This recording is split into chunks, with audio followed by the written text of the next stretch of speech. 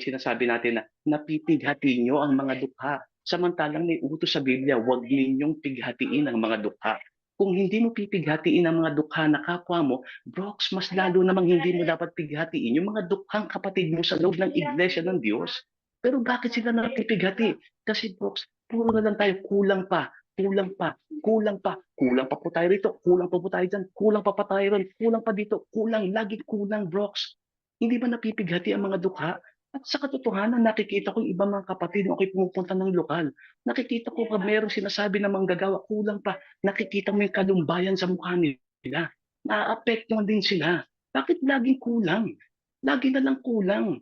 Hindi ba't napipighati natin ang mga dukha? Yung mga dukha pa nating kapatid ang napipighati natin. Samantalang may nilang pighatiin ng mga dukha. Yan po ba matuwid pang isang paraan na ginagawa ng isang iglesia? Pansinin ninyo yung inyong puno, napakaganda ng pamumuhay. Yung mga kapatid na nanatiling dukha, nung sinabi ni Kristo, kung sinong gusto magpuno, siya ang lumagay sa likuran. Ibig sabihin, uunahin mo yung mga nasasakupan mo.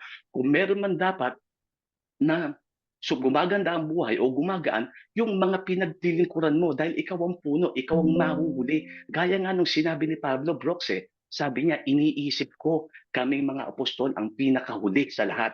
Hindi naman kasi ibig sabihin nito, Brox, dahil kaya nung sinasabi noon ng unang taga-akay na they are the apostles last. Kung babasahin mo ang Biblia, sinasabi ni Pablo, kung tutuusin, iniisip ko, kayo maayos kayong lahat. Kayong mga kapatid, maayos ang buhay nyo, maayos kayo, ganito kayo, ganyan kayo, meron kayo. Kami mga tinampal, wala kami mga tiyak na tirahan, nagugutom kami, hubad kami. Minsan nga naiisip ko, kami pinakakulelat. That's the meaning of it, Brox. Hindi naman ang ibig sabihin nun ginawa kaming mga huling apostol. No. Hindi sinabi Mm. ni Pablo na they are the apostles last. Ang sinasabi ni Apostol Pablo doon sa diwa na yon, naiisip ko nga, kulelat kami sa inyo eh. Kayo okay, kami hindi. Kami gutom, kami walang damit. Kami nga ang kulelat, yun ang isip ko. Pero hindi pinapakahulugan ni Pablo na sila ang pinakahuling apostol.